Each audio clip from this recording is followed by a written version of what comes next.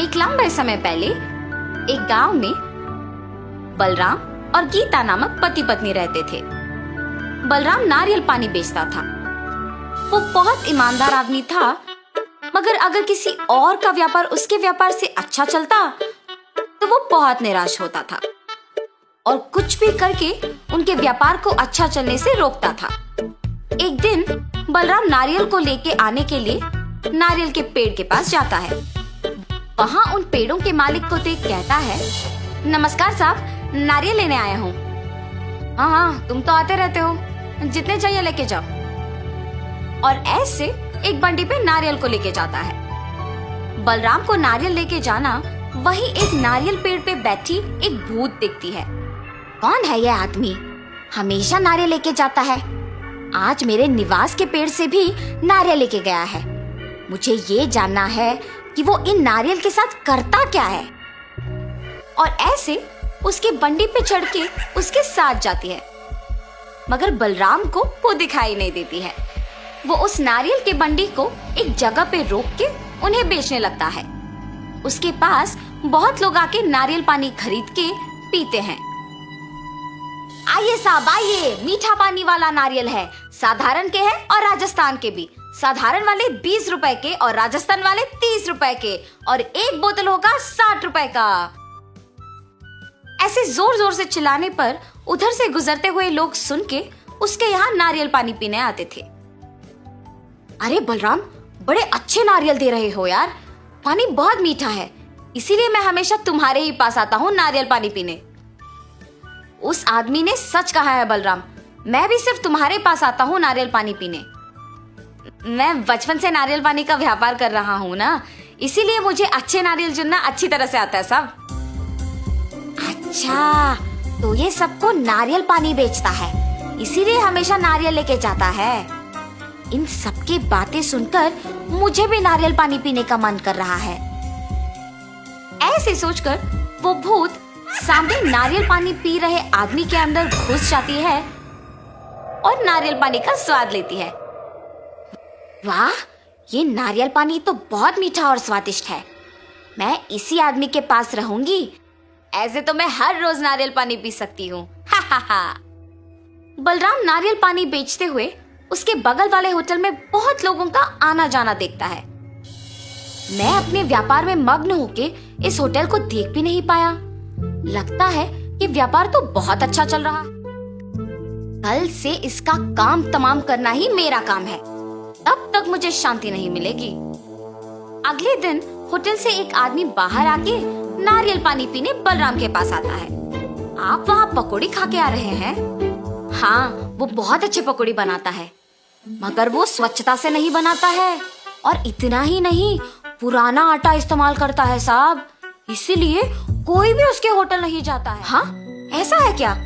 आइंदा मैं कभी उसके होटल नहीं जाऊंगा। हाँ, अब मुझे अच्छा लग रहा है।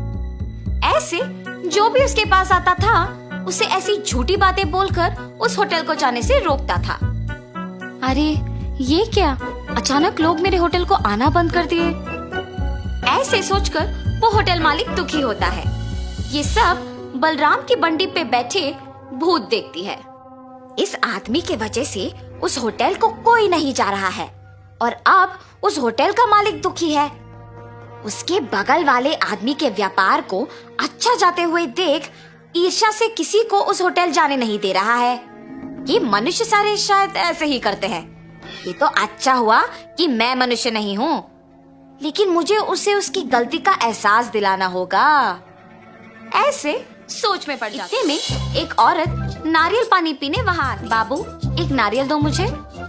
जी मैडम। और एक नारियल को काट के देता है, और वो औरत नारियल पानी पीती है। हाँ, मैं अगर इस औरत में घुस जाऊंगी तो इस आदमी को सबक सिखा पाऊंगी। और ऐसे उस औरत में घुस जाती है। बाबू, नारियल पानी बहुत अच्छा है, एक और दो। जी मैडम। और ऐसे एक और नारियल देता है। ऐसे वो औरत एक के बाद एक नारियल का पानी पीते ही रहती है। आखिर में उस बंडी पे मौजूद सारे नारियल खत्म हो जाते हैं। हैं? क्या एक मनुष्य ही है? मेरे पास के सारे नारियल का पानी पी गई। मैडम, मेरे पास के सारे नारियल ना खत्म हो गए, अब आप पैसे दे दीजिए। लेकिन वो पैसे दिए बिना बस चुपचाप खड़े रहती है। मैडम, पैसे दिए बिना पैसे खड़े क्यों हैं? पैसे दीजिए। और अचानक वो भूत में बदल जाती है। क्या मुझसे ही पैसे मांग रहे हो तुम? ऐसे जोर से कहती है। उस भूत के चेहरे पे घाव और आंखों को लाल होते देख बलराम बहुत डर जाता है। हाय भगवान, भूत! ये कह के बेहोश हो जाता है। ये देख वो भूत उस औरत से बाहर निकलती है। बलराम को बेहोश देख उस औरत को कुछ समझ नहीं आता और वो वहां से चले जाती है। कुछ समय बाद बलराम को होश आता है और जब वो उसके चारों ओर देखता है तो उसे कोई नजर नहीं आता है। ये भूत कहाँ गई? मेरे सारे नारियल का पानी पी के पैसे दिए बिना चली गई। वैसे मुझे तो खुश होना चाहिए कि वो सिर्फ मेरे नारियल का पानी पीकर मुझे कुछ नहीं की। मुझे तो कल से दुकान लगाने के लिए भी डर लग रहा है। ऐसे सोचते हुए अगले दिन डरते हुए दुकान लगाता है। लगता है इसे कल का सबक काफी नहीं था। मुझे इसे कल से दुकान लगाने से ही रोकना होगा। इतने में उसके पास नारियल पानी पीने एक औरत आती है और कुछ आदमी भी आते हैं। ये देख वो भूत उस औरत पहले उसको एक नारियल काट के देता है। वो नारियल पानी पी के पैसे दिए बिना जाने के लिए पीछे मुड़ती है। मैडम मैडम, आप पैसे दिए बिना जा रहे हो? वो औरत भूत की तरह बदल के पीछे मुड़ती है। इतना जल्दी भूल गए मुझे कि पैसे मांग रहे हो?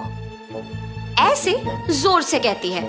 उसे डरावना दिखते देख वहाँ के सारे लोग भूत भूत करके चिल्लाते हुए भाग जाते हैं। बलराम भूत को देख कांपते रहता है। उसके बाद भूत भी वहाँ से चली जाती है। कुछ देर बाद बलराम वापस होश में आता है। आज भी वो भूत आई है। मेरे साथ और भी लोग उस भूत को देख भाग गए। कल से कोई भी मेरे पास नारियल पानी पीने नहीं आएगा। ऐसे सोचकर तब से नारियल पानी बेचने के लिए डर के घर पे ही रहता है। कुछ दिन बाद उसके बगल वाले होटल का मालिक बलराम का ना आना देख सभी की बातें सुनकर उसके घर जाता है। बलराम, बलराम, तुम यहाँ क्यों आए? मुझे पता है कि तुम्हारे साथ क्या हुआ। तुम निडर कल से आके वापस अपना दुकान लगाओ। तुम बहुत अच्छे हो। सबकी बातें सुनकर मुझे प्रोत्साहित करने आए हो। लेकिन मैंने क्या किया? तुम्हारे व्यापार को अच्छा चलते हुए देख ईर्ष्या से तुम्हारे व्यापार को नष्ट करने का प्रयत्न किया। मुझे माफ करो। जो कुछ भी हुआ उसे भूल जाओ। मेरा व्यापार अब अच्छा ही चल रहा है। मेरे व्यापार ऐसे अचानक रुकने की वजह से ही मुझे मेरे गलती का एहसास हुआ है। ऐसे जब कह रहा था वहां वो भूत आती है। अरे भूत, भूत! मुझे देख के डरो मत। मैं तुम दोनों को कुछ नहीं करूंगी। बलराम, तुम्हें तुम्हारी गलती का एहसास दिलाने के लिए ही मैंने ये सब किया है। अब जो तुम सुधर गए हो, मैं खुश हूं। अब मैं तुम्हारे पास नहीं आऊंगी। मैं अपने निवास की जगह चली जाऊंगी। ऐसे कह के वो भूत चली जाती है। अब से तुम नारियल का पानी बेचने आ जाओ। ऐसे कह के वो होटल का मालिक भी वहां से चला जाता है। तब से बलराम सबसे अच्छे से पेश आके बाकी लोगों के व्यापार से दूर रहते हुए उसके खुद के व्यापार पे दृष्टि लगा के मेहनत से काम करता है। उससे उसका व्यापार कुछ ही दिनों में विकास पाती है और वो एक बड़ा दुकान लगा के नारियल बेचते हुए अपने परिवार के साथ खुशी से रहता है। तो इस कहानी का नैतिक क्या है? दूसरों की सफलता से उनका काम बिगाड़ना हमें हमारी काम को दृष्टि से नहीं करने देता है और वो हमें नष्ट कर देता है। इसीलिए अपना काम ढंग से करो और दूसरों के काम में दखलंदाजी मत करो।